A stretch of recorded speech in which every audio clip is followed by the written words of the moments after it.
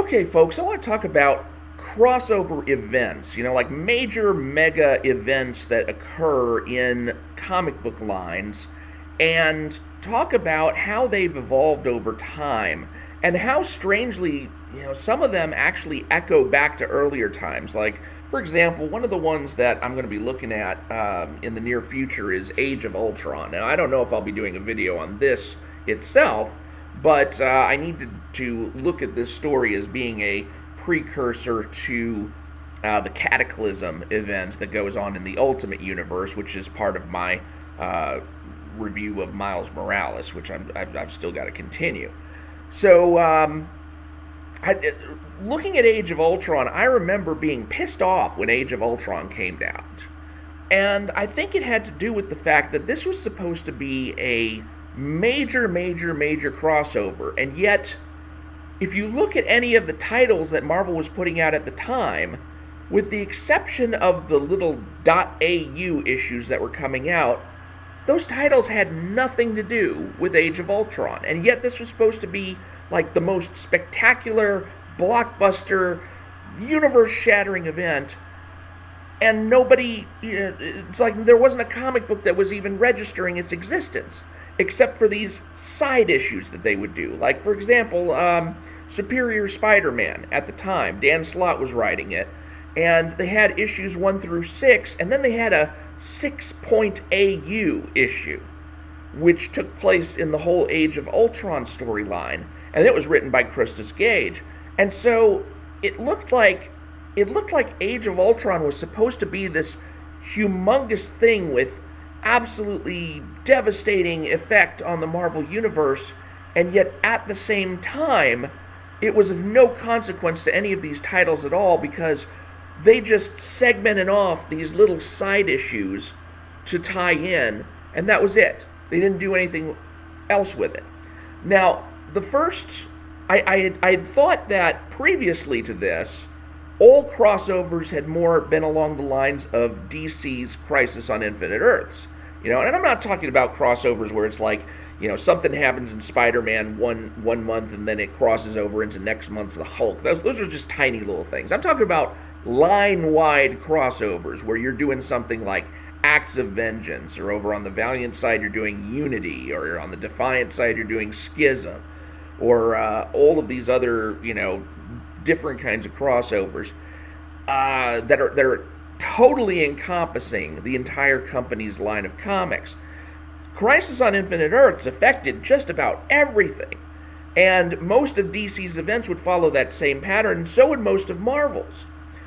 And I thought that's how they all started, and then I realized Marvel's Superhero Secret Wars was one of the first, kind of line-wide events, but they did that one a little bit differently. And I think that was because of how this whole deal between, I guess, Marvel and the toy company that was joined with doing the Secret Wars, where the toys really didn't have a whole hell of a lot to do with the comics after all. But I think the way that this whole thing shaped up is that Marvel entered into a toy deal, and in order to sell the toys, they needed to have a big 12-issue comic book series, and they said, okay, well, we'll have all of our heroes and all of our villains, pretty much go over to this battle world to fight it out, and that's where we'll have this whole Secret Wars thing going, and that way it's not really going to affect all our titles out here, except for the fact that at some point all of our heroes will have to enter the Beyonders, entrance to the battle world. They'll have to be compelled to do that, and then when they come back, everything will be changed. And so what you wound up seeing was you had certain issues of like Amazing Spider-Man 251 and 252. 251, he just finished like this knockdown, drag-out fight with the Hobgoblin, and then all of a sudden he's like heading over to Central Park because he's like, oh, I feel compelled. I've got to enter this, such and such thing, this teleportation gate. And he does, and then he's gone. And then later on in 252, he's back, and it's like, I don't know if any time's actually transpired in the real world, or if the time has transpired and there were people, he had just been missing for a long time. I don't know if any time had transpired at all. But you saw him in his new suit. He had this black suit now. And he'd come out of the gate and he's like, woohoo, I'm home and I got my fancy new suit from Battleworld and such and such. And it would actually be another few months before you saw in Marvel Superhero Secret Wars how he got that new suit. So that was kind of that really was the first kind of disconnected series that was kind of like what Age of Ultron is now, and is what most of them are now, but not on account of any like toy deals or something. I mean, I can understand Jim Shooter having to have done it that way back in the day because you had the toy deal, you had the Secret Wars thing that was supposed to tie in with the toys, and then, you know, that just kind of screwed with everyone's stories and plans and saying we can't just leave our characters out there for however many months this is going to take. That's going to ruin our storylines and stuff. You've got to find some way to get everybody involved, but at the same time not have it impact our stories.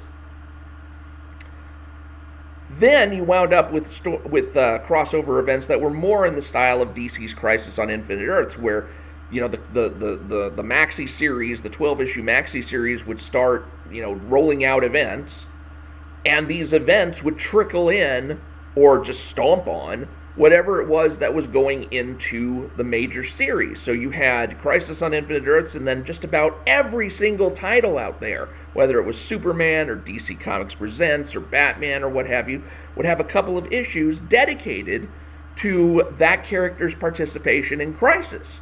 And then you also had series like, what was the next one? You had one called Millennium. Millennium was another series. And in that series, you had a whole bunch of superheroes get their titles stomped on for about 2 issues by what was going on in Millennium. Even titles like Blue Beetle or Booster Gold, or, you know, you also had Superman, of course. And you had all of these titles impacted by Millennium. And so whenever one of these event books dropped, it was something that really impacted the titles that were around. Same thing happened on the Marvel side when you had things like Acts of Vengeance. Acts of Vengeance, where you had the heroes fighting villains that they normally didn't fight. They weren't fighting their rogues gallery. They were fighting people who were like totally different for them. That went through for a couple of months on everything. Then you had Secret Wars 2, when the Beyonder came to Earth and he was trying to figure out what's it like to be human. You had a lot of the Marvel titles tie in some way, shape, or form with the main Secret Wars thing. And so that's the way it went on for a long time. And I think it culminated probably in what I thought was one of the best crossovers that Marvel or DC ever did. It was called Operation Galactic Storm, and I think there's an Avengers Epic collection out there now that contains the entirety of Operation Galactic Storm. And the great thing about that series is that it was written as an 18-part series that you would need to read in order to really understand it, but at the same time, each of the individual issues of that series, whether it happened in Captain America, or Iron Man, or Quasar, or Thor, or whoever it was, the focus was entirely on that particular superhero. And there wasn't a whole lot of deviation from it being... it was a Captain America book, but nothing really to do with Captain America was going on. No, it was going to be entirely from Captain America's perspective. I really looked back at that series, and it's been a long time since I've read it, so I don't know how well it's aged. But Operation Galactic Storm, I thought, was one of the best Marvel crossovers that they ever did. And then they had others, of course. You had Infinity Gauntlet, Infinity War, Infinity Crusade, and I still remember the Tony Stark Iron Man issue of Infinity Crusade, where it's like, oh, here we go again, you know? And I really think that writers started to get into that vein of, you know, we come out with one of these event books every couple of years, and it just completely screws up our plans. Now we've got to take a couple of months, and we've got to dedicate our characters to these stories that aren't our own. It's not fun for us. We've invested a whole bunch of time and energy trying to build up our plot lines, doing what we want with our characters that have been, you know, entrusted to us. And then all of a sudden, this storyline busts in, and now we've got to make our plot subservient to whatever is going on in this major, massive event. And so I guess I want to theorize that there were a lot of grumblings that went on as these events started coming fast and furious.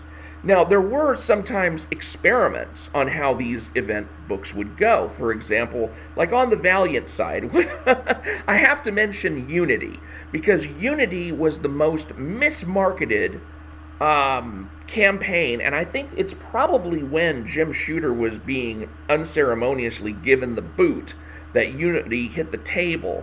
But the way that Unity was supposed to happen is there would be a prelude issue and an ending issue, like Unity 0 and then Unity number 1, and you had to read the prologue issue if you wanted to get a good grasp of what the overall story was going to be.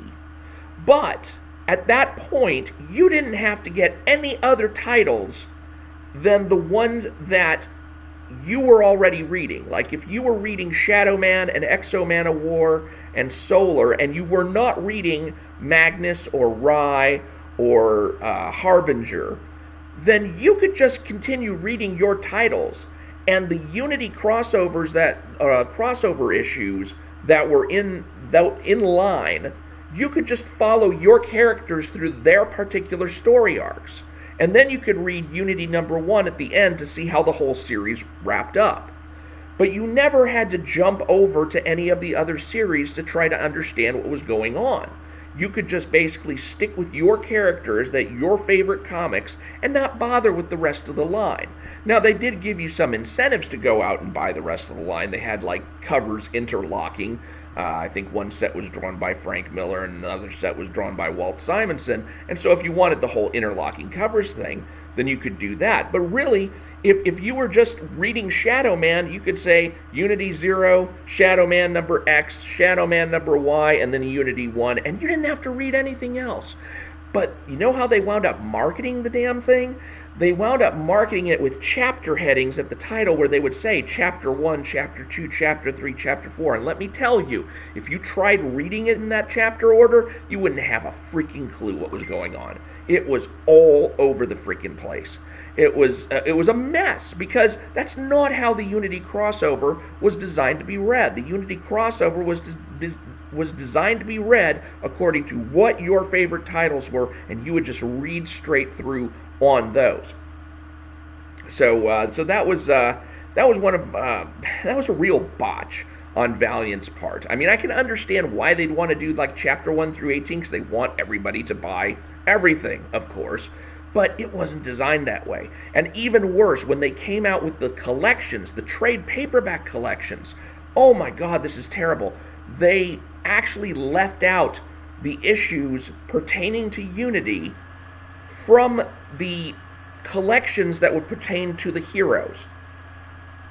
And you'd have to go buy the Unity collection if you wanted to get those issues in a trade paperback form, which is exactly the opposite intent. You were supposed to be able to read Archer and Armstrong number 0, and then the Unity issues 1 and 2, and then go through from there, 3, 4, and 5, and 6, in its own volume. You should not have had to require going off and buying the Unity volume.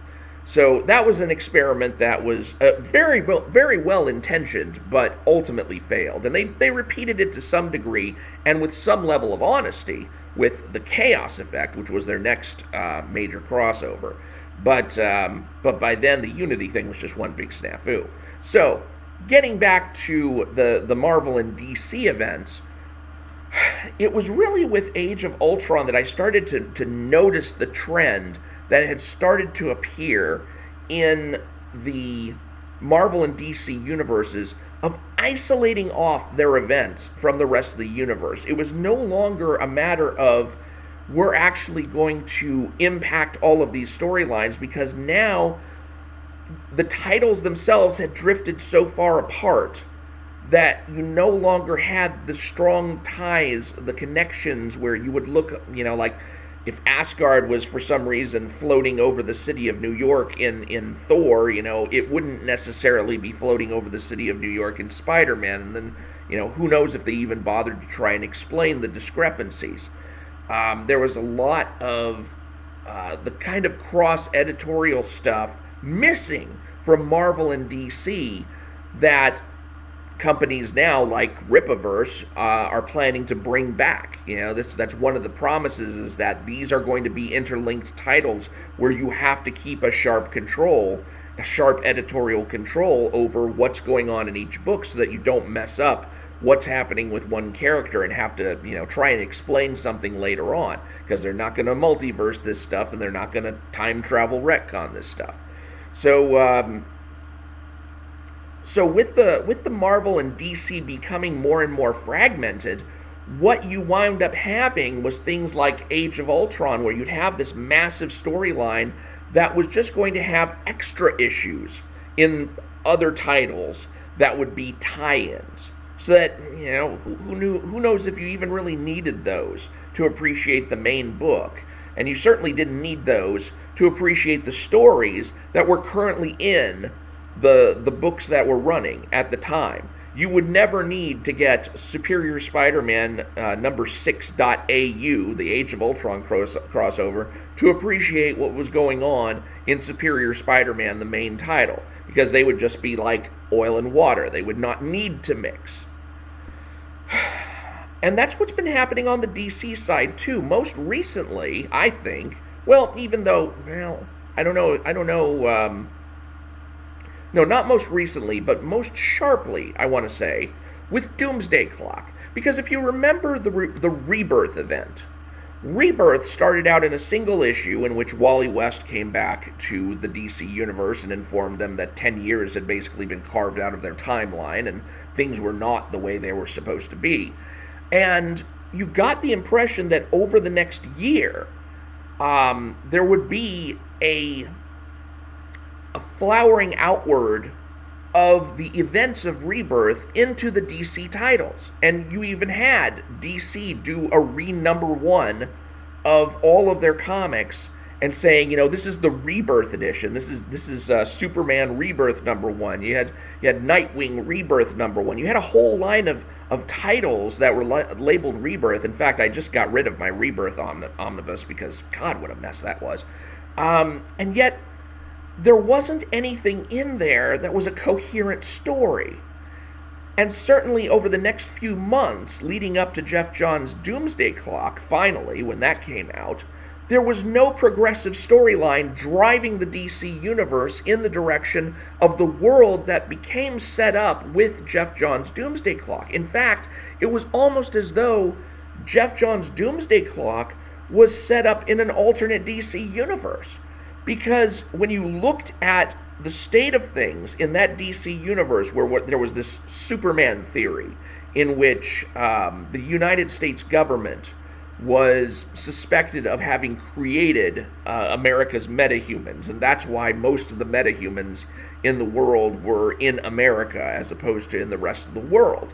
And then you had the Firestorm protocols, multiplying around the world, and in ways that didn't really sync up with the Firestorm, the Nuclear Men book that Ethan Van Sciver and Gail Simone was doing at the time.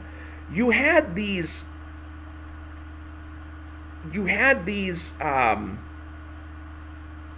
series that didn't seem to belong anywhere in the DC universe. So why was it all so cut off? And the only thing that I can think of is that none of the other writers wanted to deal with it. And I don't know if that may have been a function of, Geoff Johns not being on time or something with when Doomsday Clock was supposed to come out, or if it was just a matter of resistance on everybody's part, where they just don't want to deal with an event book. But that's what it really felt like. And so when DC, the Doomsday Clock thing happened, it was almost like the ripple effect wasn't even felt anywhere in the universe. It was an isolated thing. It felt like Age of Ultron, honestly, where you had time travel and then retroactive time travel, and then the timeline is, all reshuffled into something new, and yet by the time you're on the other side of it, it feels like nothing's happened. And that's how DC and Marvel seem to be doing all of their events at this point. They're not doing them in such a way, and even Valiant Comics, because when Valiant Comics, for example, did their crossover Harbinger Wars, they created a main comic for that event. They created a Harbinger Wars title, and the main story ran through there. And then you had the other two titles, Harbinger and Bloodshot, run through their own titles, where you could, read any of these individually. And although those particular ones affected each other, it was by no means the same kind of sweeping, let's include every title kind of thing. You had DC doing their metal crossover, but that didn't affect any of the other titles except maybe for Batman, because Batman was where that whole, Scott Snyder was writing Batman. It was from Batman that the whole metal crossover came into things. Final Crisis, another great example of that kind of crossover style, where you had this Final Crisis thing going on, but it didn't go on in the rest of the DC universe. Everything that was pertaining to Final Crisis, by and large, was self-contained either to that series or to the mini-series that spawned off of it, like Final Crisis Legion of Three Worlds, like Final Crisis Rogue's Revenge. Those titles were more self-encapsulated titles that sometimes they didn't have anything to do with Final Crisis. That got freaking annoying, because you wound up with Final Crisis trying to advertise as though it was spreading out into the rest of the DC universe when it really didn't. So that was another kind of blink and you'll miss it kind of event. Now, the latest, one of the later events that Marvel has done of recent years, Secret Empire, now that one did bleed over into a lot of Marvel titles. I will say that. Secret Empire, where Captain America was revealed to be a Hydra agent, and it was because of the cosmic cube mucking with reality, but that wound up spreading in a lot of ways to the various titles, and that was more of a traditional crossover event. But the problem that I have with Secret Empire is that when Secret Empire was ended, pretty much everything, with the exception of Captain America's title, everything went back to normal. I mean, you had America taken over by a fascist organization, and if you were reading the rest of the titles in Secret Empire, you would not even know. You would not even know that that is what had taken place. So you had more of a thematic isolation at that point. And so I don't know where, Marvel, DC, of course, just did their big one, Death Metal. And now they've got Infinite Frontier, and now they've done Dark Crisis. So it's amazing the event fatigue that we're all like buckling under at this point. Now they're going to be doing a Dawn of DC kind of event structure over the next year. But Death Metal going into Infinite Frontier and then into Dark Crisis, you see that same thing happening, where you have the Dark Crisis story, and then you have all of the mini-series that are Dark Crisis this, Dark Crisis that, but they don't ever really intersect with the main titles. It's just, I don't know where these companies plan on going when they can't tell cohesive stories that cover their entire lines. And that's a monumental task when you think about it.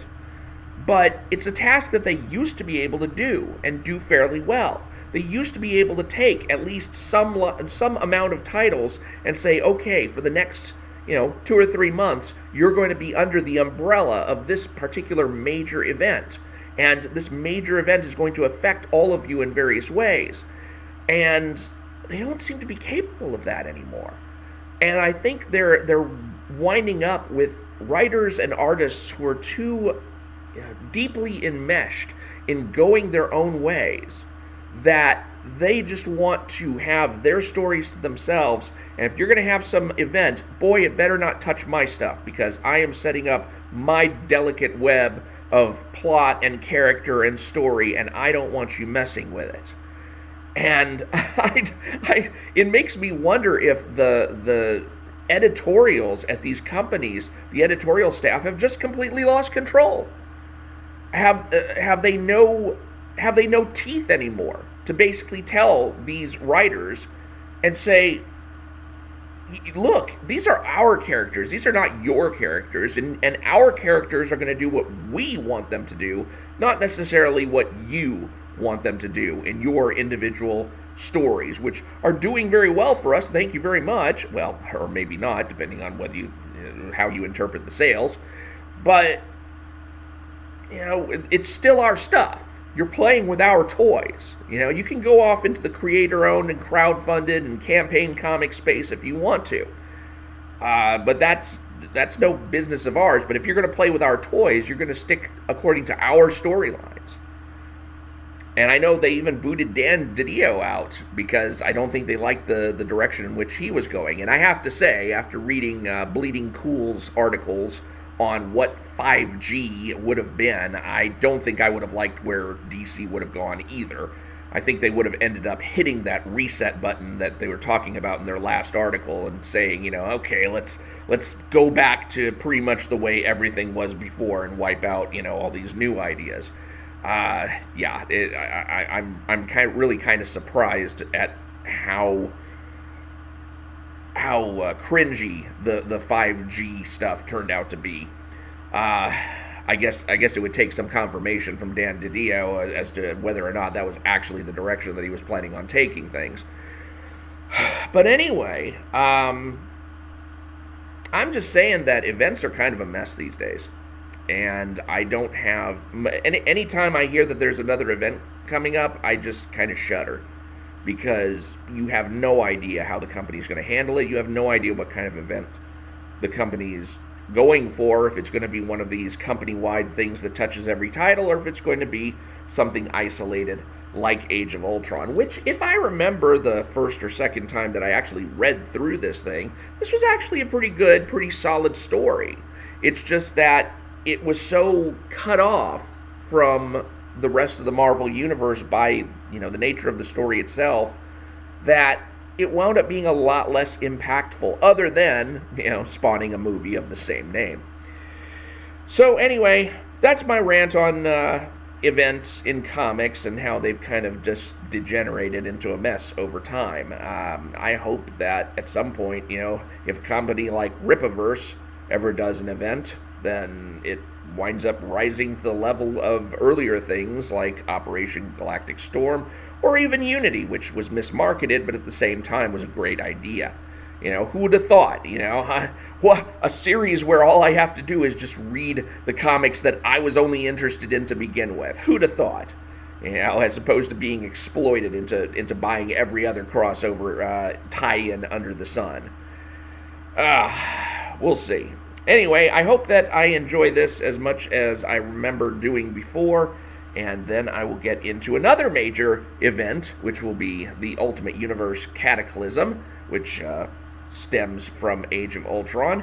And from there, I hope to get back into my more narrow and focused study of Miles Morales so that I can figure out if he ever became an interesting character as opposed to a placeholder for Peter Parker. So, thank you for watching. I appreciate your time. I'm Mike Partika. Do subscribe if you haven't already, and I will talk to you later.